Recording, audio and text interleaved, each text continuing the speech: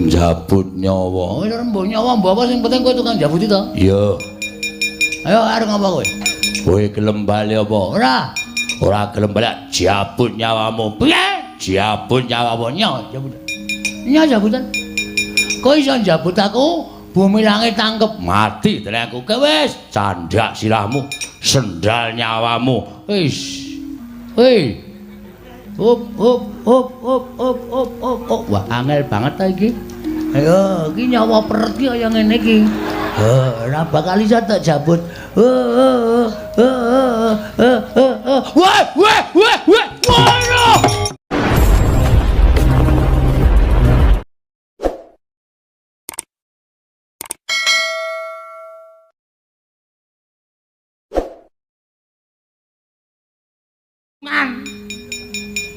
Kowe ngapa ya cangkeme jebebek.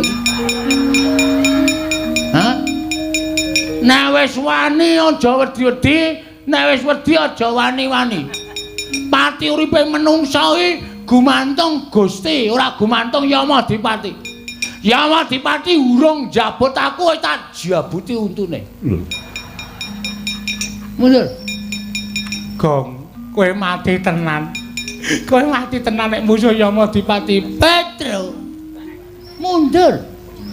Bisa mundur ora? Persnelengmu rusak ora iso mundur. Ora ning aku ngeman, rasa to eman.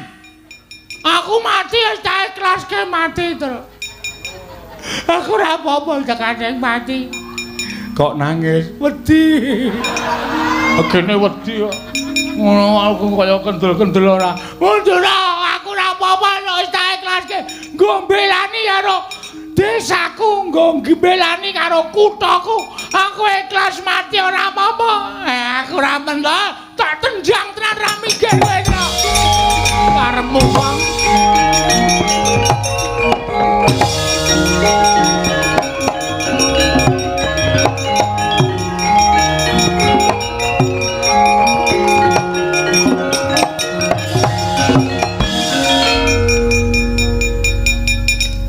Sing tukang jabuti kuwi, ha. Njabut nyawa. Wis mbok nyawa mbok apa sing penting kowe tukang jabuti to? Iya. Ayo arep ngapa kowe? Kowe gelem bali apa? Ora gelem bali jabut nyawamu. piye? Jabut nyawamu Jabutan. Jabutan. Kowe iso njabut aku, bumi langit tangkep. mati tenan aku wis candak sirahmu, sendal nyawamu. Wis. Hei. Hop. Wah, angel banget ta iki. Ayo, iki nyawa peret ki kaya ngene iki. Ora bakal iso tak jabut. Wah. Waduh.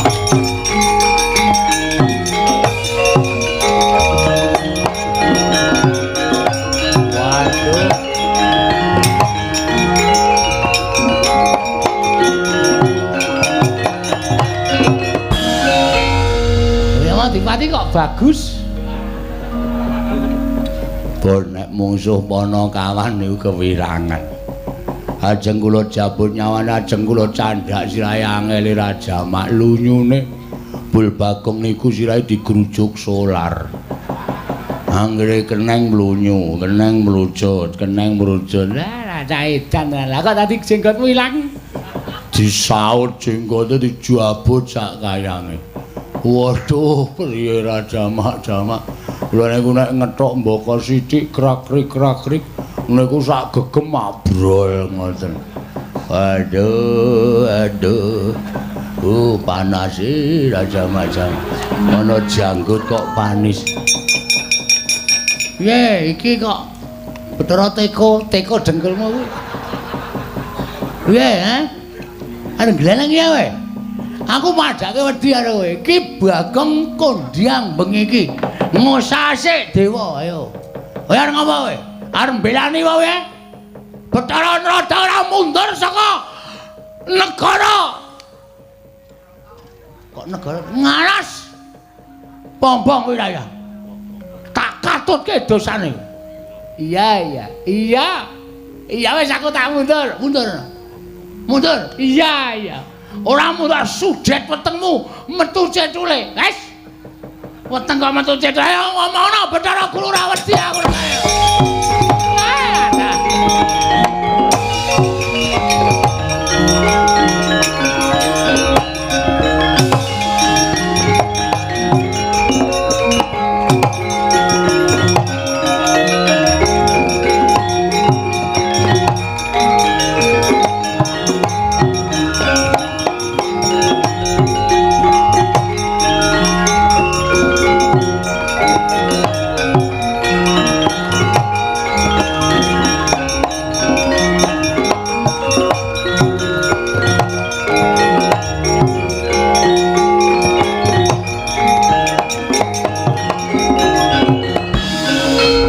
Kakang Rada kuwi sedaya para putra-putra Jawata nungsang puyang gudel bingung sami kendang kapracondang menika kados pundi dalah Bagong berguguk nutawaton boten purun wangsul dhateng arah kadempel piyambakipun pilih tapa wonten telenging wana bamba wirayang wonten lengking Mahameru ingkang dipun suwun Bagong purun wangsul ning kedah sareng timbulipun Kakang Semar Badrana ya mongko Kakang Semar boten dipun mangertosi wonten pundi papan dunungipun ngantos dados daretataning para dewa kaliyan pun Bagong. Ning eling-eling gandeng Bagong menika pancen wong dugal kewarisan dewa bubar mawon boten kanten-kantenan. Kula semangkaken dhateng paduka Bathara Guru. Bagong, kita kena ulun nilikake apa ora apa kawan.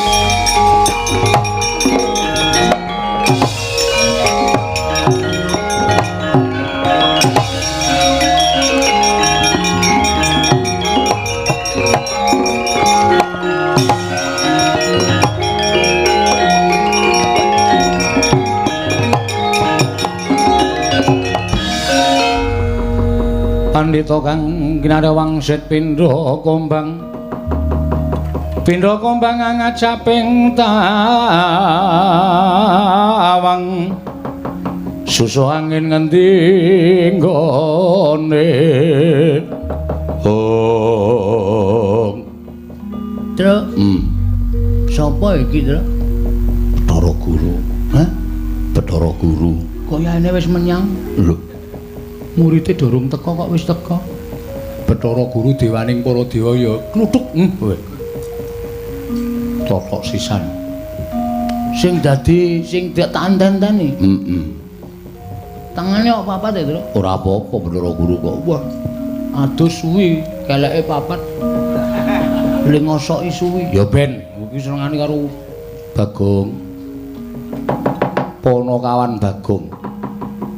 Wonten dawuh kula kita ngerti ulun sapa nggih nggih kula ngertos paduka ulun Bathara Guru kita kuwi ngerti ulun sapa sesembanipun para titah ulun dawuh kelawan jeneng kita lumantar Kakang Rada kok kita ora ngestoke nuwun sewu pukulun kula dereng purun wangsul sebabe Bapak ical lho ilang kena ngapa mboten ngerti lali deleh hus lali deleh ora bapak ki menungso heeh pokoke murca saking Karang Kadempel kula pulun wangsul merga kula ya ndek gegawan kepengin bangun desa bangun kutha iya ning kudu bareng karo Bapak Semar nek Bapak Semar mboten kondur kula ya ora arep mulih kita ngerti kita laku tapa ning wana Bombong Wirayang kuwi gawe geger kayiwangan. Mula tumeli ulun urusan kelawan para dewa ngundurake kelawan jeneng kita. Kula mboten purun wangsul, kita wani karo ulun. Mboten. Lah kok kita emoh bali. Tesih kerasan teng mriki. Kita bali yo. Mboten Bu Kulun. Yen kita ora gelem bali tegese kita wani karo panjenengan ulun. Nyuwun pangapunten nek panjenengan pun dikon kaya ngoten monggo mawon. Ning kula mboten ajeng wani kalian dewa. Ngene wae Bagong. Pripun? Yen kita kuat nadhahi daya kekuatan ulun, kita bakal ndak keparangake topo ning Bombong Wirayang. Nah yen kita ora kuat nadhahi daya kekuatan ulun, kita bakal kendang kapracondang mbuh menyang endi tibane. Yen perlu tiba kita bakal dadi sarana tekaning pati. Pun ngoten mawon malah prayoga, Gong. Ora edan kowe iki. Piye to, Gong? Meneng ah. Oh minggat bae kana. Senengane ngegol-goli wong ora. Kowe nek kena daya kekuatan ing Bathara Guru kontal, kowe tiba sirahmu ketatap padas pecah. Modar kowe. Truk. Nek bapak ora mulih, aku mati ra apa-apa, Truk. Wis kana kowe mulih kana. Kana ngurusi anak-anakmu kana. Aku tak mati ra apa-apa. Ning nek kowe mati tenan aku kelangan. Wis to, santai. Rasa kuwatir engko bapak kon gojek karo simbok men simbok meteng meneh. Engko terus anak-anak aku kaya aku ngene iki ngono kuwi. Rasa kuwatir to? Moh, aku moh Gong. Wis, kowe nek ora gelem minggir malah tak nesoni lho. Kana mulih kana, Gong. Wis ke santai wae. Arep tak rasake kaya ngapa to kekuatane Bathara Guru iki. Iki ku jane ra ndek kekuatan. Nek ndek kekuatan mesti dadi Bathara dosen. Hus. Ki ket biyen mung guru terus gajine ra mundak-mundak. Ketiban guntur geni guntur angin. Embuh tibamu Panakawan Bagong. Pun mang tibake nek pancen ajeng nibake guntur geni guntur angin pun monggo. Kula ikhlas mati ora apa-apa kula. Kene marganing pati kita Panakawan.